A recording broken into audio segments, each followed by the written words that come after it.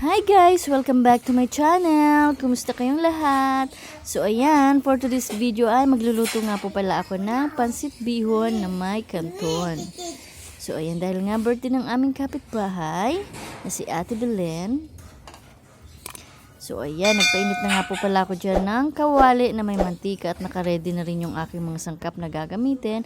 At dahil nga mainit na, maglalagay na nga po pala ako ng sibuyas bawang. So igigisa lang natin siya ng maigi.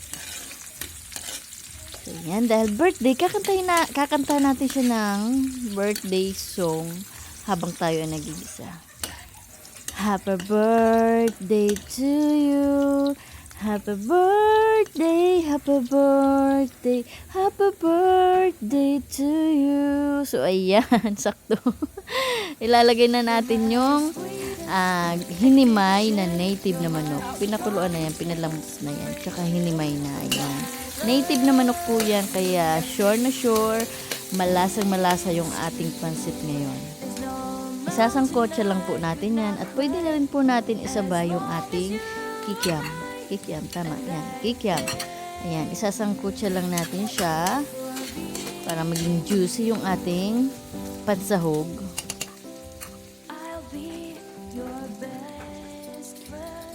At nilagyan ko na nga rin po pala ng pamienta or black pepper. So, ayan, takpan muna natin.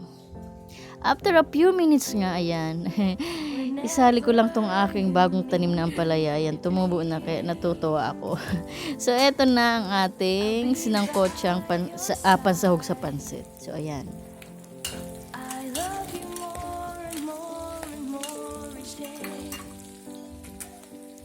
Pwede na natin siya ngayon lagyan ng tubig. Yan. Tansyahin nyo lang po yung tubig. Dahil ako, depende kung gaano karami yung lulutuin nyo. Ang lulutuin ko nga po pala kasi, 1 kilong pansit bihon, tapos may 3 pirasong maliliit na pansit kanton. Ayan.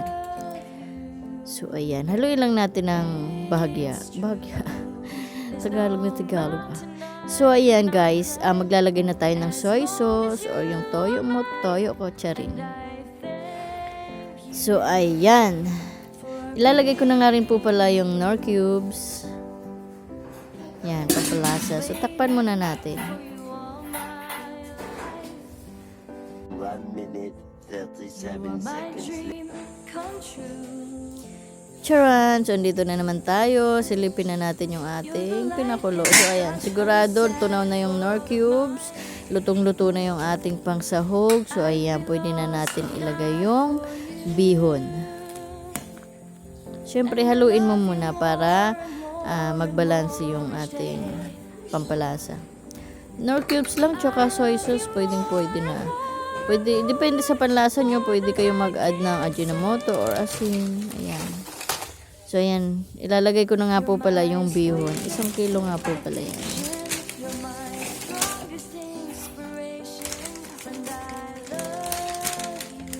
Ganito nga po pala ako magluto ng bihon. Yung iba po kasi, binababad mo na sa tubig. Dati, ganun din ako magluto. Pero parang natatabangan ako. Parang, so, ganito na ako magluto ngayon. Kanya-kanyang version ng luto.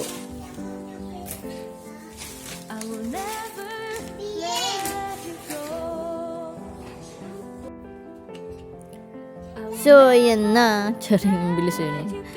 Ayan, hihimayin. Hihiwa-hiwalayin ko nga lang yung bihon. Ayan. Madali lang naman siya lumambot gawa ng sa mainit na tubig. So, ayan. Ganyan-ganyan lang natin. 2 tinidor na malaki. Ayan. Ganyan yung discarded jar. By the way, thank you nga pala to all our viewers. Shout out everyone. Sana nagugustuhan niyo yung aking mga mini vlog. Wala lang, na-enjoy ako, natutuwa ako sa paggawa ng mga video. Sana yung iba kahit paano may natutunan or natutuwa. Thank you for watching. Don't forget to like and subscribe. Love ya! So, yan na nga guys, nilagay ko na yung pansit canton. Ayan, kunti lang po siya, parang pang dekorasyon lang. Ginawang Christmas tree. So, ito na nga guys, nahalo ko na rin siya. Ayan. So, takpan muna natin. Antayin natin maluto yung mga pansit tsaka canton. After a few minutes nga, ito na siya, luto na. So, pwede na natin ilagay yung gulay, carrot, tsaka bagyo beans. Yung iba nga, hinihiwalay yung paggisa ng, ng gulay. So, ako, ito na. Ganito na ako, direct na. So, hahaluin lang din natin yan. So, isang pitik lang din, halo ko na yan. Charing. Ayan, pinitik ko na. At ito na nga guys, nilagay ko na rin yung repolyo. So, haluin lang din natin yan. Pipitikin ko lang din. Nahalo na rin yan. Charing. So, ayan na. Di ba sabi ko sa inyo, nahalo na. So, ngayon, ihahalo pa natin siya lalo.